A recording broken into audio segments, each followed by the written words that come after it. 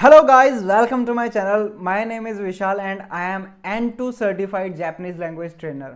आपने ये फोटो जिंदगी में एक बार तो जरूर देखी होगी.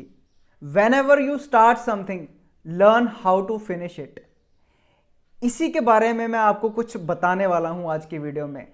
स्पेशली मैं क्यों बोलता हूं कि आपको सेल्फ स्टडी नहीं करनी चाहिए. ऐसे क्या रीजंस हैं जिसके कारण मैं आपको मना कर रहा हूं कि सेल्फ स्टडी मत करिए. ऐसी कौन कौन सी चीज़ें थी जिनमें मैं थोड़ा सा पीछे रह गया जब मैंने सेल्फ स्टडी करी, और आपके साथ ऐसा ना हो सकता है स्टार्टिंग में आपको लगे कि मैं तो ग्रो कर रहा हूं, बट बाद में जाके आपको मेरे ही तरह सोचना पड़े कि यार ये क्या हो गया. पूरा कंप्लीट इस वीडियो में मैं आपको इस चीज़ के बारे में बताने वाला हूं. सेकंड, अगर आपको करना ही है सेल्फ स्टडी तो कैसे करना है, स्टेप बाय स्टेप प्लान क्या होगा. थर्ड, आप बिगिनर हो, बिल्कुल कंप्लीट, जिसको कुछ नहीं पता है, स्पेशली उसके बारे में भी मैं बताऊंगा कि कैसे आपको स्टडी करनी चाहिए. So let's start this video. मान लो कि आपने स्टडी करना स्टार्ट कर दिया JLPT N5 लेवल. आपने हिरागाना पढ़ा, काताकाना पढ़ा, कुछ कुछ कांजीज पढ़ ली, ठीक है. फिर आपको मैं ये छोटी सी चीज़ बता देता हूँ N5 के बारे में. हो सकता है कि आपने मिनानो निहोंगो से ही पढ़ा, जैसे कि मैं भी रिकमेंड करता हूँ मिनानो निहोंगो. उसमें 25 लेसन्स हैं. उसमें क्या होगा कि 700 के अराउंड वोकैबुलरी होंगी, 150 के अराउंड कांजी होगी, 100 के अराउंड ग्रामर पैटर्न्स होंगे जिनको हम एज इट इज़ लर्न करते हैं, बोलना सीखते हैं, उनकी मीनिंग्स क्या हैं उनको सीखते हैं, फिर उसको प्रैक्टिस में लेके आते हैं. ठीक. फिर हो सकता है कि आप यूट्यूब पे जाओ, उनके बारे में सर्च करो. मेरी वीडियोस आ गई, आपको कुछ ग्रामर पैटर्न जानना है तो और कई सारे यूट्यूब चैनल्स हैं, उन पे आपको मिल जाएगा.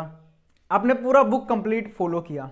फिर कांजी भी आपने 150 जो भी थे वो कर लिए, मेरी वीडियोस देख ली. जो मैंने कांजी की प्लेलिस्ट बना रखी है सारी की सारी, उसमें मैंने काफ़ी डिटेल में बताया है कि कांजी को कैसे पढ़ना है. ऑलमोस्ट आपने हर एक चीज़ को कवर कर दिया. एंड पेपर में आपको पता ही है कि 180 टोटल मार्क्स होते हैं, पासिंग मार्क्स होते हैं 80. तो आपके 80 अबव आ गए, आपके 120 आ गए, आपके 130 आ गए. ठीक है, आपने सोचा मैं तो क्लियर हो गया, पास, अब मुझे जापानीज आती है.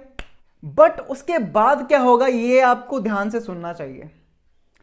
आप कन्वर्सेशन में पीछे रह जाओगे. कैसे? फर्स्ट, आपने लिसनिंग नहीं की. बुक वाली लिसनिंग मैं नहीं बोल रहा हूं. बुक वाली लिसनिंग करके आप कुछ नहीं उखाड़ पाओगे. पहली बात, मैं बुक वाली लिसनिंग ज़्यादा करवाता भी नहीं हूं, मेरे अपने तरीके हैं पढ़ाने के. दूसरा, आप सुन नहीं पाओगे कुछ भी. जापानीज में होगा, आप समझ ही नहीं पाओगे.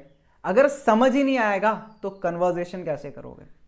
सेकंड, जो ग्रामर पैटर्न्स की डीप अंडरस्टैंडिंग है. फॉर एग्जांपल, एक कोई पैटर्न है, उसको रियल लाइफ में कहाँ कहाँ पे यूज़ करना है. आपकी थिंकिंग को थोड़ा सा ब्रॉड करने के लिए, आउट ऑफ द बॉक्स सोचने के लिए सिर्फ आपको एक गाइड ही हेल्प कर सकता है. बिकॉज हमें नहीं पता हमारी लिमिट्स क्या है और हम उन्हीं लिमिट्स में रह जाते हैं. थर्ड, आप किसी इंटरव्यू में बैठे हो, आपसे कोई क्वेश्चन पूछा जाता है. जैसे सबसे पहला क्वेश्चन यही होता है, जीको शोकाई ओनेगाशिमास, एंड सेकंड इज दोस्ते निहोंगो बेंकेशते मस्का. तो आप उसका जब क्वेश्चन सुनोगे, अगर आपको समझ आ गया तो आप आंसर दे पाओगे. इस पे डिपेंड करता है कि आपको जापानीज कितनी आती है. अगर आप सपोज कि वहां पे आंसर नहीं दे पाए, आपको समझ ही नहीं आया कि उसने क्वेश्चन क्या पूछा, अटक रहे हो, तो वहां पे जब वापस आके देखोगे कि मेरे नंबर तो इतने आए थे बट मुझे बोलना ही नहीं आ रहा, मैं तो कभी जवाब दे ही नहीं पाऊंगा, तो मैंने कुछ पढ़ा ही नहीं है, ऐसा फील होने लग जाएगा. ऐसा इसलिए है क्योंकि आपको एनवायरनमेंट नहीं मिला, आपके दोस्त नहीं थे आसपास जिससे आप बातें कर पाओ, ऐसा टीचर नहीं था, ऐसा गाइड नहीं था जो आपको रेगुलरली आपके कानों में जापानीज डाल रहा है, आपसे क्वेश्चंस पूछ रहा है और आपको सोचने पे मजबूर कर रहा है कि हाँ मुझे इसका आंसर कैसे देना चाहिए. एक और चीज़ बताता हूँ, आपको रिसर्च करने में टाइम लगेगा, बहुत टाइम लगेगा. जो चीज़ एक गाइड आपको 6 महीने में करवा सकता है बिल्कुल प्रॉपर बैलेंस के साथ हर एक चीज़ को, हो सकता है उसी चीज़ को करने को आपको 1 साल या फिर 1.5 साल के आसपास लग जाए. अगर आपके पास है कि टाइम, मेरे पास 2-3 साल पड़े हुए हैं N5 के लिए, मुझे कोई जल्दी नहीं है, मुझे कोई एग्ज़ाम नहीं देना है, आप कर सकते हो। सेल्फ स्टडी आपके लिए ही बनी है, सेल्फ स्टडी जो टाइम बाउंडेशन में नहीं रहते। जो टाइम बाउंडेशन में है, जैसे कि उसको 5 मंथ्स में N5 करना है, सेल्फ स्टडी कर रहे हो, आपका एग्जाम हो सकता है, बिल्कुल हो सकता है, बट क्या उसको रियल लाइफ में अप्लाई कर पाओगे? जब आपको कोई असाइनमेंट आएगी, कोई ईमेल करेगा तो उसको पढ़ने को बोलेगा, जब न्यूज़पेपर की हेडिंग आपको दी जाएगी तो उसको पढ़ने को बोलेगा और बताने को बोलेगा कि हाँ इसमें क्या लिखा है। अगर वो नहीं हो पाया तो समझ लो कि आप में कमी है। एक और सबसे बड़ी चीज, हो सकता है कि आप किसी चीज को गलत पढ़ लो, फिर जब आप सही चीज, उसी चीज को सही तरीके से देखते हो तो आप सोचते हो कि मैंने तो ऐसे पढ़ा था, ये ऐसे क्यों है? तब आती हैं कंफ्यूजन्स। और जब आप वो चीज किसी से, तीसरे पर्सन से, फॉर एग्जाम्पल आपने कहीं से कुछ चीज पढ़ी और मुझसे पूछ रहे हो ईमेल करके कि हाँ सर मुझे ये नहीं पता चला क्या है, तो ना तो मैं आपको अच्छे से पढ़ा पाऊंगा, ना समझा पाऊंगा, और ना आप समझ पाओगे उस टाइम पे, बिकॉज आपके बेस जो बना था वो अलग लेवल पे बन गया। अगर आपका गलत बेस बन जाता है तो उसको दोबारा से ठीक करना थोड़ा मुश्किल होता है एज कंपेयर टू अगर आप शुरू से ही सही चीजें सीखते रहो। तो ये थे कुछ ड्रॉबैक्स जो कि मुझे भी मिले। मेरी स्पीकिंग मुझे नहीं लगता इतनी ज़्यादा अच्छी है। क्यों? क्योंकि यही रीजंस थे। मैंने सेल्फ स्टडी की है, बट जब मैंने स्टार्टिंग में N5 भी पढ़ा तो मैंने एक टीचर से पढ़ा था, N4 भी मैंने एक टीचर से पढ़ा। जब मैंने N5 पढ़ा तब हमारा बेस जब बनना था, तब हमें ना तो लिसनिंग के बारे में कुछ ज्ञान दिया, ना ही कन्वर्जेशन के बारे में, ना ही हमारी कोई कन्वर्जेशन क्लास होती थी। बेशक ग्रामर की अंडरस्टैंडिंग थी, लिसनिंग ज़ीरो हुई थी, ज़ीरो, ना ही कोई गाइडेंस। इवन मैं तो बहुत बोलता हूँ क्लास में कि हाँ आप लिसनिंग करके आए हो, आप ये करके आए हो जो मैंने टास्क दिया। तो सबसे इंपॉर्टेंट बात ये भी आती है कि अगर आप किसी के पास जा रहे हो तो वो अच्छा होना चाहिए, उसको भी ज्ञान होना चाहिए, ताकि वो आपको अच्छे से गाइड कर पाए। हो सकता है आप किसी ऐसे टीचर के पास चल जाओ जिसने अभी N5 क्लियर किया और वो आपको पढ़ा रहा है, आपको भी नहीं पता चल रहा, उसको भी नहीं पता चल रहा, आधी चीज़ें उसको नहीं आ रही, तो सब गड़बड़ हो जाएगा। आप अगर जाओ तो अच्छे टीचर के पास जाओ जिसके ऊपर आपको ट्रस्ट है, जिसके पास एक सर्टिफिकेशन है। सर्टिफिकेशन के बारे में बात कर दूं तो मेरे पास जो है N2 की सर्टिफिकेशन है, सभी को पता ही है, बट उससे भी अलग एक मेरे पास टीचर ट्रेनिंग प्रोग्राम की भी सर्टिफिकेशन है। मैंने 6 मंथ का एक टीचर ट्रेनिंग प्रोग्राम किया है कि जापानीज को पढ़ाना कैसे है। N2 पढ़ लिया, जापानीज की अंडरस्टैंडिंग होगी, पढ़ाना कैसे है इसकी अलग तरीके से कोर्स भी होते हैं। सो यहाँ तक आपको क्या सीखने को मिला? अगर आपके पास टाइम है, कोई बाउंडेशन नहीं है, आराम से करना चाहते हो, यंग हो, कोई ज़बरदस्ती नहीं है कि मुझे जॉब लेनी है, तो खुद से करो, आराम से करो, सब चीज़ों को थोड़ा थोड़ा करते रहो, लगातार हो जाएगा। अगर आपका एक टाइम है कि 5 महीने, 2 महीने, 3 महीने में मुझे कुछ एक टारगेट अचीव करना है, फिर आप अकेले करोगे, हो सकता है वो टारगेट अचीव हो जाए, बट कुछ कुछ उसके एस्पेक्ट्स रह जाते हैं। फॉर एग्जाम्पल मैं अभी आपको बताता हूँ, जैसे गुड तरीका क्या है, अच्छा तरीका क्या है सेल्फ स्टडी का। इसमें क्या क्या चीज़ें होती हैं, कॉन्टेंट्स में आपको बता देता हूँ। सबसे पहले ग्रामर पॉइंट्स, दूसरा वोकैबुलरी, थर्ड कांजी, फोर्थ दोकाई जिसको रीडिंग बोलते हैं, fifth listening and sixth speaking. ये 6 पैरामीटर्स हैं जिनके ऊपर आपको अपने आप को मेजर करना है और अपने टाइम को डिवाइड करना है। अगर मैं आपको बताऊं मेरी चीट शीट क्या है इनको करने के लिए, वो है सबसे पहले ग्रामर को 1 घंटा देना ही है, एक दिन में 1 घंटा। उसके बाद वोकैबुलरी को 30 मिनट्स दो, कांजी को 30 मिनट्स दो, दोकाई को भी 30 मिनट्स, रीडिंग वगैरह को 30 मिनट्स। बहुत सिंपल रीडिंग करो, कोई आपको इंटरनेट से जाने की, बुक को ही पढ़ो, उसके क्वेश्चंस लिखे होते हैं वही पढ़ते रहो, बहुत है, इनफ। नेक्स्ट लिसनिंग के लिए 30 मिनट एंड स्पीकिंग के लिए भी 30 मिनट्स। तो टोटल जो टाइम आपका हो जाता है एक दिन में 3 आवर्स के आसपास हो जाता है, 3 आवर्स। और मैं आपको रिकमेंड करूंगा कि 4 घंटे आपके निकाल के रख लो साइड में कि हाँ मुझे पढ़ना है। उसमें से 3 आवर्स का मैंने आपको पूरा प्लान बता दिया कि किसको क्या क्या टाइम देना है। इससे क्या होगा कि आप बैलेंस में लेके जाओगे। अगर आप खुद से स्टडी कर रहे हो तो सिर्फ ग्रामर पढ़ लिया या फिर कुछ वोकैबुलरी कांजी पढ़ ली, लिखने लिखने का काम हो गया, बोलना नहीं आता है, सुनना नहीं आता है, तो कोई फायदा नहीं है, कोई फायदा नहीं है उसका।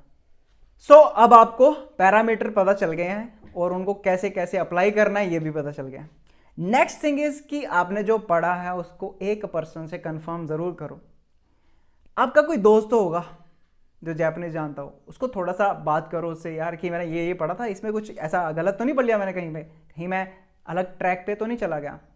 आपका कोई ऐसा भाई होगा, दोस्त होगा जिसको भी जापानीज आती है, तो उससे कांटेक्ट ज़रूर रखना। अपने किसी भी दोस्त से हेल्प मांगो इस मामले में कि हाँ यार मुझे बता दे, ये मुझे समझ नहीं आ रहा है, तो हेल्प ज़रूर मांगनी है आपको। ये मैं क्यों बता रहा हूँ, क्योंकि आपके पास एक रास्ता दिखाने वाला होना चाहिए, चाहे वो कोई भी हो, टीचर, कोई भी आपका दोस्त। बिकॉज आपको पता तो चले जाना इधर है, जा इधर रहे हो, तो ना ये हो पाएगा और ना ये हो पाएगा, फिर वापस मुड़ के आओगे, और जब मुड़ के आओ हो सकता है टाइम आपका बहुत ज़्यादा निकल चुका हो, फिर आप रिग्रेट कर रहे हो, यार पहले कर लिया होता तो अब ये नहीं करना पड़ता। जैसा मैंने सबसे पहले इमेज आपको दिखाई कि आपको फिनिश करना आना चाहिए।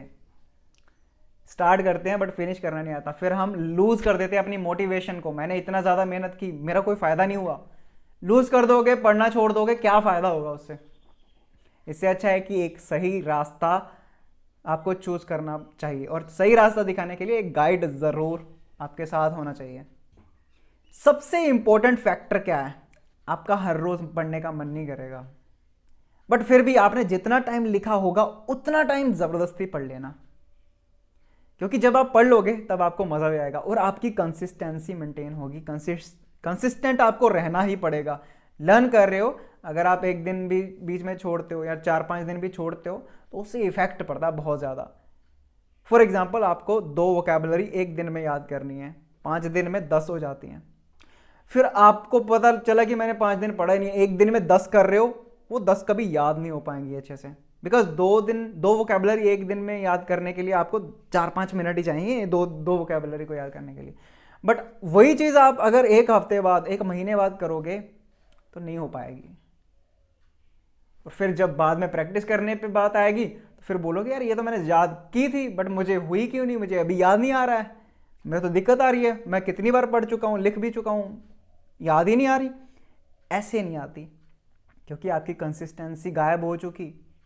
आपको जो हर रोज़ चीज़ करनी चाहिए थी वो कर ही नहीं रहे, तो कैसे हो पाएगा।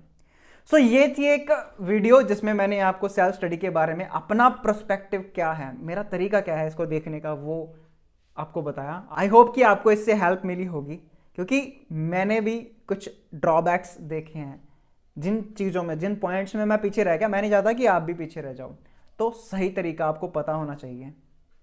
लास्ट में मैं आपको बताना चाहता हूं कि मेरा जो कोर्स है JLPT N5 का, N4 का एंड N3 का, उसकी रजिस्ट्रेशन शुरू हो चुकी है। लास्ट डेट 31 मई है। जुलाई से क्लास स्टार्ट होंगी, नवंबर तक चलेंगी पूरे 5 मंथ्स के लिए। 90+ आवर्स का कोर्स है। मैं गारंटी देता हूं कि आप एग्ज़ाम भी पास कर पाओगे, आप बोल भी पाओगे, आपकी लिसनिंग भी अच्छी होगी। आई होप कि आपको इस वीडियो से सीखने को मिला होगा, आप इन स्टेप्स को फॉलो करोगे और जापानीज लैंग्वेज को सीखोगे। और ज़्यादा इंफॉर्मेशन के लिए आप मेरे चैनल को सब्सक्राइब कर सकते हो। आपका कोई भी क्वेश्चन है तो मुझे इंस्टाग्राम पे ज़रूर मैसेज करना। मेरा एक टेलीग्राम ग्रुप है तो उसमें ज़रूर ज्वाइन करना। अगर आपको नई वीडियो की नोटिफिकेशन चाहिए तो मैं वहाँ पे पोस्ट करता रहता हूँ। आप मेरा फेसबुक ग्रुप भी ज्वाइन कर सकते हो। बाकी आपको पता ही है, इस यूट्यूब चैनल पे काफ़ी ज़्यादा मैंने डिटेल में कंटेंट बना रखा है, तो उसको एक्सप्लोर करिए, सीखिए और सीखते रहिए। मिलते हैं आपसे एक नए वीडियो में, तब तक के लिए सायनारा।